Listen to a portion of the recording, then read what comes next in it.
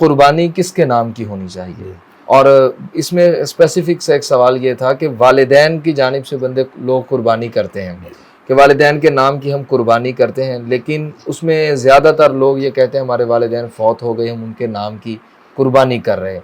کیا زندہ والدین کے نام کی قربانی بھی کی جا سکتی ہے؟ اور اگر کی جا سکتی ہے تو اس کو ہم کس طریقے کے ساتھ اپنے والدین کی طرف منسوب کریں؟ آپ ایک بکرا لے کے آئے، آپ بکرا جو ہے یا اللہ یہ بکرا تیرے نام کا ذکر ہوں، میری طرف سے، میرے چاچے کی طرف سے، میرے بچوں کی طرف سے، سب کی طرف سے، بالکل یا صحیح۔ اللہ ہم سب مل کے کر رہے ہیں۔ اب ایک والدین فوت ہو چکے ہیں، اس کے بارے میں نا ہمارے جو قرآن و سنت کو ماننے والے لوگ ہیں، سارے ماننے والے ہیں، جی اس میں تھوڑا سا اختلاف ہو جاتا ہے۔ اب وہ اختلاف بنیادی طور پہ وہ اس پہ ہے کہ نبی علیہ السلام سے کچھ ثبوت ملتا ہے۔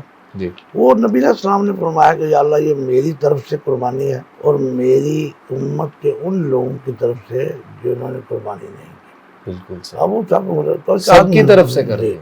تو اب کوئی آدمی کہتا ہے کہ یا اللہ میرے ماں باپ کی طرف سے، میری طرف سے قربانی ہے، ایک بکرا کیا ہے، کہنے میں حرج ایک نہیں ہے۔ بکرا کوئی حرج نہیں، میں کر دوں۔ بالکل ٹھیک ہے۔